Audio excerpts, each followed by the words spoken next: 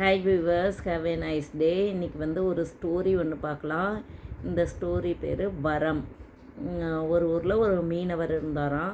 அந்த மீனவர் வந்து கடலில் போய் மீன் பிடிக்க போனப்போ ஒரு பெரிய மீன் கிடச்சதான். மெர்மிடன் மாதிரி, கடல் கன்னி மாதிரி.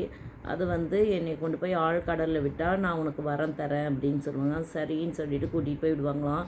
அப்போ வந்து என்ன வரம் வேணும்னு சொல்லி கேட்பாங்களாம். நான் வீட்டில் போய் எல்லாருக்கிட்டையும் கேட்டுட்டு நாளைக்கு வந்து கேட்குறேன் அப்படின்னு சொல்லுவாங்களாம். வீட்டுக்கு போய் கேட்டாக்க உங்கள் அப்பா வந்து நம்ம குடிசை வீட்லேயே இருக்கிறோம், நல்லா பெரிய வீடாக வேணும்னு கேளு அப்படின்வாங்களாம். அவங்க அம்மா வந்து எனக்கு கண்ணே தெரிய மாட்டேங்குது, எனக்கு நல்லா கண்ணு தெரியணும்னு வரம் கேட்டுக்கோ அப்படின்னு. அவங்க ஒய்ஃப் வந்து ஒரு எனக்கு ஒரு குழந்தை வேணும்னு சொல்லிட்டு வேண்டிக்கோ அப்படின்னு சொல்லிட்டு வரம் வாங்கிட்டு வா அப்படின்வாங்களாம். யோசனை பண்ணிகிட்டே போவாராம். இந்த மூணும் வந்துட்டு நமக்கு ஒரே வரத்தில் கிடைக்கணும், அதுக்கு என்ன பண்ணலான்னு உஸ்தியாக யோசனை பண்ணிவிட்டு அவர் என்ன பண்ணுவாராம், போய் கேட்டிருப்பாராம். என்ன கேட்டிருப்பாரு, அதாவது அவர் என்ன கேட்டார்னா, என் மகன் ஹாலில் விளையாடுறத எங்கள் அம்மா மாடியிலேருந்து பார்க்கணும் அப்படின்னு சொன்னாக்க அதுலேயே மூணுமே ஃபில் ஆகிடுது.